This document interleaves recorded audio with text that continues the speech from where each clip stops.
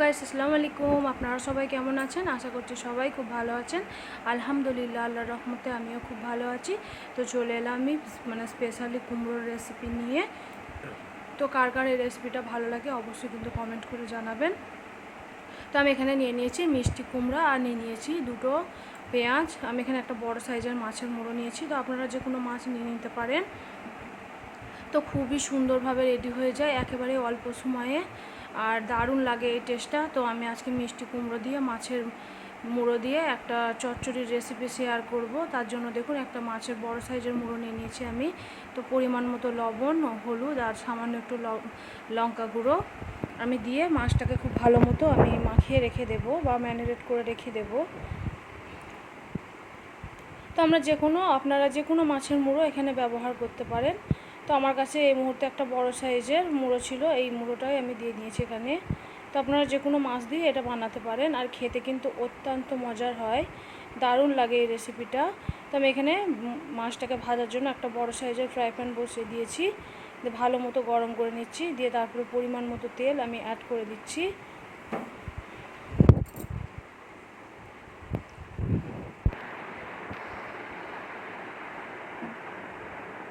তারপর দিয়ে দেবো ম্যারিনেট করে রাখা মাছটা। তো আমি এটা ভেজে নেব একটু হাতের সময় নিয়ে, এপিট ওপিট উল্টে দু পিঠটা একটু লাল করে ভেজে তুলে নেব।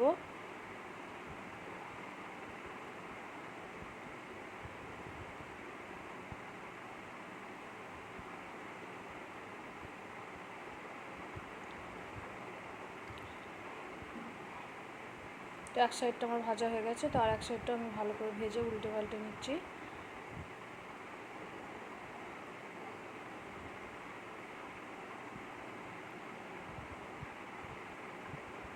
তো মাছটাকে আবার উঠিয়ে নেব। আমার দুদিকটা একটু লাল করে ভেজে তুলে নিয়েছি আমি। তো আরও কিছুটা পরিমাণ তেল আমি এখানে অ্যাড করে দেব।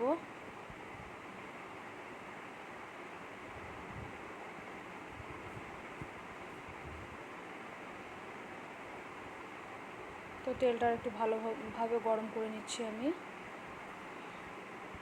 তারপর এখানে আমি কিছু নিয়ে নিচ্ছি কাঁচা মরিচ। তো আমি এখানে 4টে কাঁচা মরিচ নিয়ে নিয়েছি, তেলের মধ্যে দিয়ে দিচ্ছি।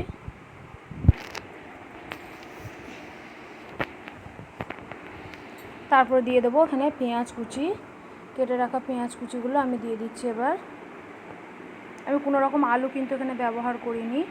আর এই মিষ্টি কুমড়োর রেসিপিটা কিন্তু দারুণ লাগে, সত্যি বলছি, বারবার বলছি আপনাদের, প্লিজ যদি অজানা হয়ে থাকে একবার অবশ্যই বানিয়ে দেখুন।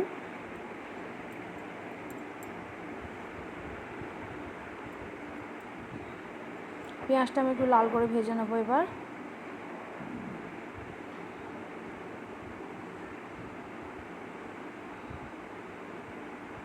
তো পেঁয়াজের কালারটা দেখেই বুঝতে পারছেন আগের থেকে কিন্তু অনেকটাই চেঞ্জ হয়ে গেছে। তারপর দিয়ে দিচ্ছি স্বাদ মতো লবণ, সেটা অবশ্যই আপনাদের স্বাদ মতো আপনারা দিয়ে নিতে পারেন। তারপর দিয়ে দিচ্ছি লঙ্কা গুঁড়ো 1 চামচ। তারপর দিয়ে দেবো আদা রসুনের পেস্ট,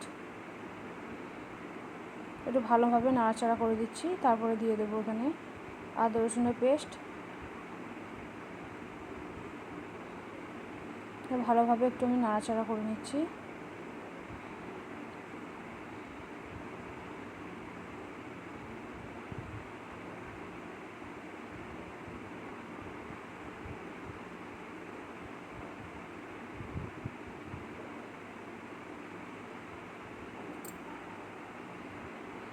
তারপর দিয়ে দিচ্ছি ধনিয়া গুঁড়ো 2 চামচ।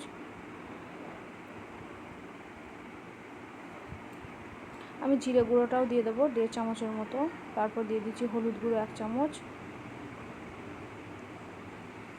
তো ভালোভাবে মশলাটাকে আমি কষিয়ে নেব। সামান্য একটু পানি অ্যাড করছি আমি, যাতে মশলাটা না ধরে যায়।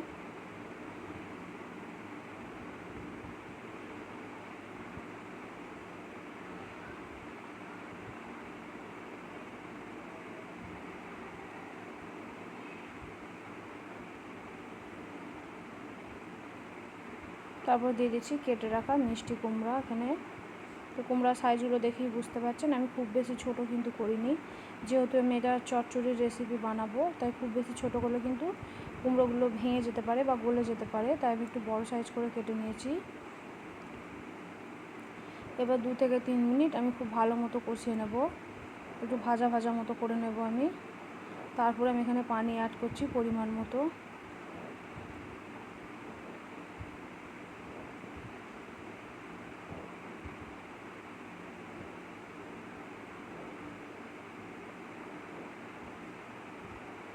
তো ভালোভাবে দেখুন ঝোলটা ফুটে উঠেছে, তো আমি আরও কিছুটা পানি অ্যাড করে দিচ্ছি, যেহেতু আমি বারবার পানি অ্যাড করব না।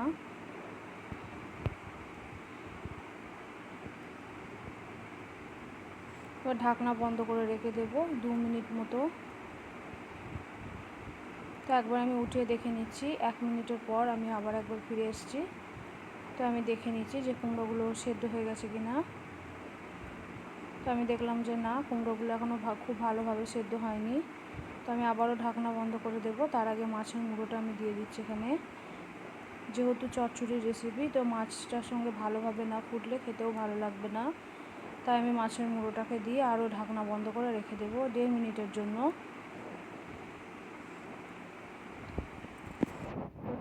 পর আমি ফিরে আসছি।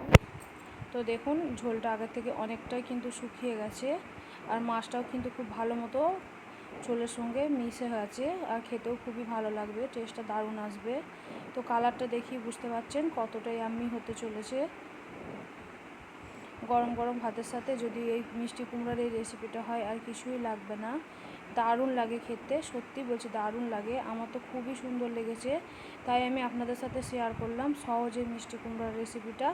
তো আপনাদের কাছে কেমন লেগেছে অবশ্যই কিন্তু লাইক কমেন্ট শেয়ার করবেন, আর চ্যানেলে নতুন হয়ে থাকলে চ্যানেলটিকে অবশ্যই সাবস্ক্রাইব করে রাখবেন।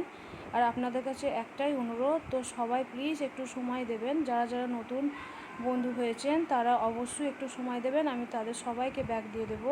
তো আপনাদের কেমন লেগেছে লাইক কমেন্ট শেয়ার করে জানাবেন।